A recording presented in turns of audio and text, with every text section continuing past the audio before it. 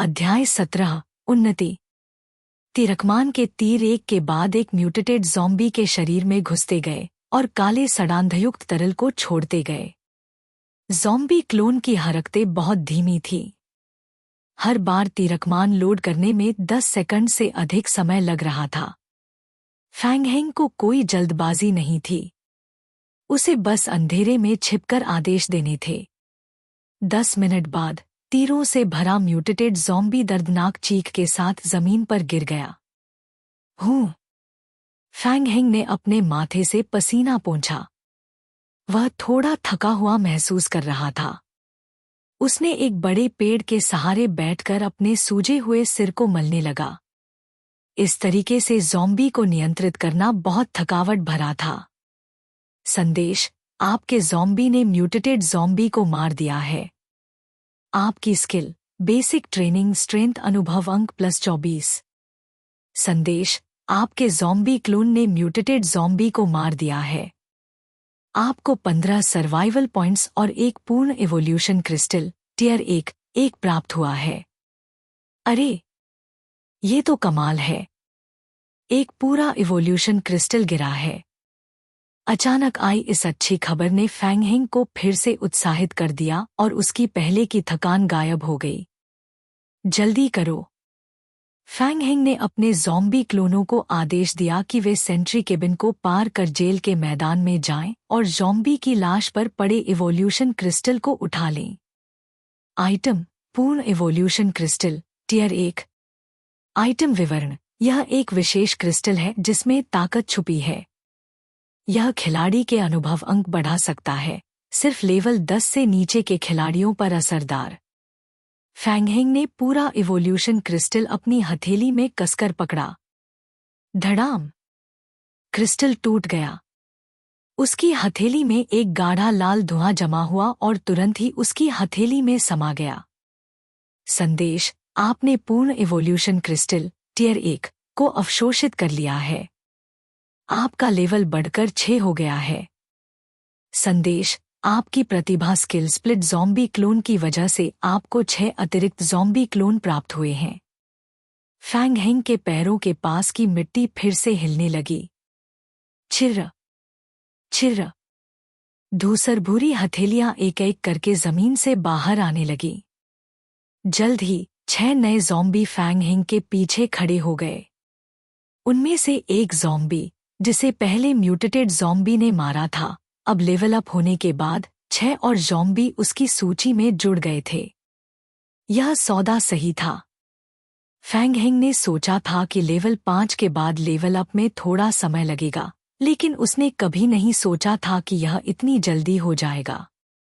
हाथ हिलाकर फैंग हेंग ने ज़ॉम्बियों को आदेश दिया कि वे अपने तीरकमान छोड़ दें और जेल के भीतर ज़ॉम्बियों को मारना जारी रखें।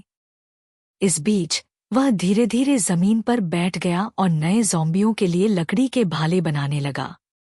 किसी अप्रिय घटना के बाद फैंग हेंग ने शरण में वापस लौटने का विचार छोड़ दिया ताकि कोई अनपेक्षित परिस्थिति न हो। वह शांति से घास पर बैठा ज़ॉम्बियों को मारकाट करते हुए देखता रहा।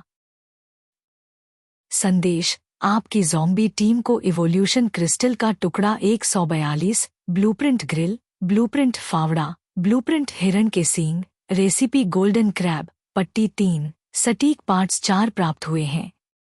5-6 घंटे ज़ॉम्बियों की मारकाट देखने के बाद फैंग हेंग ने अपनी कमर सीधी की और पुरस्कारों को गिना। जब कोई ज़ॉम्बी मरता था तो कभी कभी उसमें से कुछ दुर्लभ चीजें गिरती थीं, जैसे कि ब्लूप्रिंट्स। हिरन के सींग खराब नहीं थे। इन्हें शरण के चारों ओर रख देने से बिना दिमाग वाले निम्नस्तरीय ज़ॉम्बी सींगों की ओर दौड़ते और आत्महत्या कर लेते। यह शुरुआती चरणों में सुरक्षा को बढ़ाने का एक अच्छा तरीका था। जहां तक बारबेक्यू ग्रिल और रेसिपी की बात थी, वे थोड़े व्यर्थ थे। स्वाद के अलावा इनका और कोई उपयोग नहीं था। अजीब बात है, मैं कोई शेफ तो नहीं हूं, फिर हमेशा ये चीजें क्यों मिलती हैं? और हाँ, क्या सच में मैं गोल्डन क्रैब के लिए सामग्री जुटा पाऊंगा? फैंग हेंग ने अपने आप से बड़बड़ाते हुए ब्लूप्रिंट्स और रेसिपी को अपने सिर पर मारा। कुछ स्किल सीख लेना न सीखने से बेहतर था। संदेश, आपने सींग, फावड़ा और ग्रिल बनाना सीख लिया है। संदेश, आपने स्वादिष्ट व्यंजन गोल्डन क्रैब पकाना सीख लिया है। आपके कुकिंग स्किल अनुभव अंक +20। फैंग हेंग ने अपने शरीर को सीधा किया और जेल की स्थिति का निरीक्षण करते हुए अपने अंगों को फैलाया। जेल मैदान में लगभग 2/3 ज़ॉम्बी साफ हो चुके थे और बाकी 3 इमारतों की अब तक तलाशी नहीं हुई थी। वहां शायद अब भी काफी संख्या में ज़ॉम्बी बचे हुए थे। यह एक बड़ा काम है। उम्मीद के साथ देखें तो इसे साफ करने में 1 दिन और लगेगा। अगर इमारतों में म्यूटेटेड ज़ॉम्बी हुए तो और भी मुश्किल होगी। फैंग हेंग ने अपने आप से कहा, जेल की सुरक्षा स्तर केबिन की तुलना में बहुत बेहतर है। जितनी जल्दी इसे साफ कर लें, उतनी जल्दी हम यहाँ सुरक्षित रह सकते हैं। संदेश, आपके सर्वाइवल रेडियो ने आपके अच्छे दोस्त जिमी से एक आपात संदेश प्राप्त किया है। जिमी मुसीबत में है। फैंग हेंग को अचानक आए इस संदेश से बेचैनी महसूस हुई। उसने पहले ही किसी अप्रिय घटना से बचने के लिए जिमी को दोस्त के रूप में जोड़ लिया था, ताकि वे सर्वाइवल रेडियो के जरिए एक दूसरे से निजी रूप से संपर्क कर सकें। उसे एक बुरा पूर्वाभास हुआ। फैंग हेंग ने तुरंत सर्वाइवल रेडियो चालू किया और बिना पढ़े संदेशों को खोलना शुरू किया। पहला संदेश लू यू का था। बॉस, क्या हम सहयोग कर रहे हैं? हमारी कंपनी आपको हमारे साथ काम करने के लिए ईमानदारी से आमंत्रित करती है। फैंग हेंग ने सोचा, फिर से बिना कुछ दिए मुझे हड़पना चाहते हो? उसे लू यू पर ध्यान देने का समय नहीं था। उसने लू यू का निजी संदेश पूरा पढ़ा भी नहीं और सीधे अगले संदेश की ओर बढ़ गया। जिमी, फैंग हेंग, हमें कुछ मुश्किलों का सामना करना पड़ा है। तुम्हें बेहतर होगा कि तुम जल्द से जल्द केबिन वापस आ जाओ। फैंग हेंग ने तुरंत जवाब दिया, ठीक है, मैं जल्द ही वापस आ रहा हूँ। रेडियो बंद करते हुए फैंग हेंग ने अपने ज़ॉम्बी क्लोनों को शरण की ओर लौटने का आदेश दिया। उसने अपने बैकपैक से एक माउंटेन बाइक निकाली और केबिन की ओर रवाना हो गया।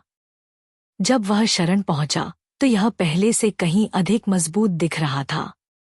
टूटे हुए लकड़ी के खिड़कियों को फिर से सील किया गया था और छत में जो छेद था वह भी बंद हो चुका था। शरण के गेट बंद थे, जैसे कि कोई बड़ा खतरा सामने हो। क्या यह हमला था? फैंग हेंग का दिल धक धक करने लगा।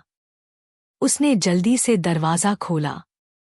अंदर लियाओ बुफान और बाकी लोग किसी चीज पर चर्चा कर रहे थे। फैंग हेंग को देखते ही सबने अपने सिर उठाए। फैंग हेंग की नजर जिमी पर पड़ी, जो अपने हाथ में तीरकमान के साथ खेल रहा था। क्या हुआ? लियाओ बुफान ने गुस्से में पहले जवाब दिया, हमें लूट लिया गया। लियू लिन दोपहर में कुछ खिलाड़ियों के साथ व्यापार करने गई थी, लेकिन मुझे नहीं लगा था कि दूसरी पार्टी नियमों का पालन नहीं करेगी और सीधे खाना लूट लेगी। अगर लियू लिन के पास तीरकमान न होता तो शायद कुछ और भी बुरा हो सकता था।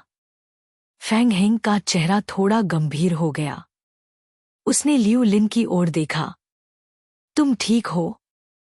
हाँ, मैं ठीक हूँ। फैंग हेंग ने सिर हिलाया और सोचने लगा।